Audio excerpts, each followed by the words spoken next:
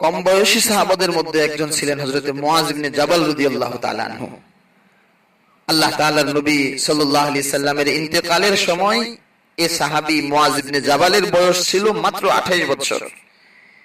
তিনি নবী পাক সাল্লাল্লাহু আলাইহি সাল্লামের ইন্তেকালের 8 বছর পর মাত্র 36 বছর বয়সে দুনিয়া থেকে বিদায় নেন। অথচ এই অল্প বয়সের একজন সাহাবীর জ্ঞান গরিমা এত বেশি ছিল, নবী পাক সাল্লাল্লাহু আলাইহি ওয়াসাল্লাম তার ব্যাপারে বলেছিলেন, আলামুহুম বিল হালালি ওয়াল হারামি মুআয ইবনে জাবাল, অর্থাৎ তাদের মধ্যে হালাল হারামের ব্যাপারে অধিক যিনি অবগত তিনি হচ্ছেন মুআয ইবনে জাবাল। এই সাহাবী হযরত মুআয ইবনে জাবাল, যিনি ইয়ামানের গভর্নরও ছিলেন, আল্লাহর নবী সাল্লাল্লাহু আলাইহি সাল্লাম তাকে ইয়ামানের গভর্নর হিসেবে অতি অল্প বয়সে প্রেরণ করেছিলেন। একদিন আল্লাহর নবী সাল্লাল্লাহু আলাইহি সাল্লাম তাকে 10টি বিষয়ের উপদেশ দিলেন। এই হাদিসটি মুসনাদে আহমদ এবং মুআজামে কাবীর গ্রন্থে রয়েছে। হযরত মুআয ইবনে জাবাল রাদিয়াল্লাহু তাআলা আনহু বলেন, আওসানি রাসূলুল্লাহ সাল্লাল্লাহু আলাইহি ওয়াসাল্লাম বিআশরি কালিমাত قال لا تشرك بالله شيئا وإن قتلت وحرقت ولا تعصي والديك وإن أمراك أن تخرج من أهلك ومالك ولا تتركن صلاة مكتوبة فإن من ترك صلاة مكتوبة متعمدا فقد برئت منه ذمة الله ولا تشربن خمرا فإنه رأس كل فاحشة। নবী পাক সাল্লাল্লাহু আলাইহি সাল্লাম একে একে 10টি বিষয়ের কথা বললেন। এক নাম্বার, যে আল্লাহ তাআলার সঙ্গে কাউকে শরীক করো না।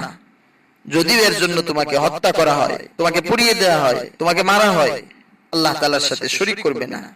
নাম্বার 2, নিজের পিতা মাতার অবাধ্য হয়ো না।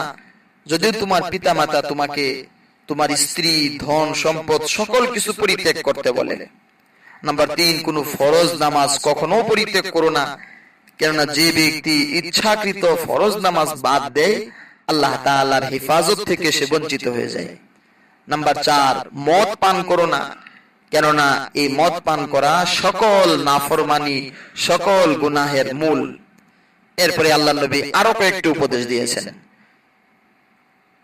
এর পরবর্তী, ওয়া ইয়াকা ওয়াল মাসিয়া ফাইন্না বিল মাসিয়াতি হাল্লা সাখাতুল্লাহ ওয়া ইয়াকা ওয়াল ফিরারা মিনাজ যাহফি ওয়া ইন হালাকান নাস ওয়া ইন আসাবান নাসু মাউতুন ফাসবুত ওয়া আনফিক আলা আহলিকা মিন তাওলিক ওয়া লা তারফা আনহুম আসাকা আদাবান ওয়া আখিফহুম ফিল্লাহি আযজা ওয়া জাল্লা। অর্থাৎ তুমি আল্লাহর নাফরমানি করা থেকে বাঁচো, কারণ আল্লাহ তাআলার নাফরমানির দ্বারা আল্লাহ তাআলার গুসা, আল্লাহ তাআলার রাগ বান্দার উপর অবতীর্ণ হয়, বান্দার উপর এসে যায়। 6 নাম্বার, যুদ্ধের সময়, লড়াইয়ের সময় তুমি পালিয়ে যেও না, পৃষ্ঠ প্রদর্শন করো না। যদিও সৈন্যবাহিনীর সবাই ধ্বংস হয়ে যায়, তারপরও তুমি সেখানে অটল অবিচল থাকো। 7 নাম্বার, যখন ব্যাপক মহামারী দেখা দেয় কোনো এলাকায়, সেই জায়গা থেকে তুমি পালিয়ে যেও না। 8 নাম্বার, তুমি তোমার সাধ্য অনুযায়ী তোমার পরিবারের ভরণ পোষণ দাও, তাদেরকে খুশি রাখার চেষ্টা করো। আর 9 নাম্বার, নিজের পরিবার পরিজনের শিক্ষা দীক্ষার ব্যাপারে কখনোই উদাসীন হইও না। আর তাদের উপর শাসনের লাঠিকে তুমি সদা সর্বদা বহাল রাখবে, বাকি রাখবে।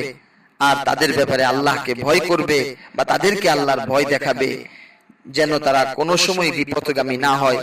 বা তাদেরকে শাসন করার ব্যাপারে আল্লাহকে ভয় করো, এমন শাসন করো না যা আল্লাহ তাআলার সীমা লঙ্ঘনে বাধ্য করে।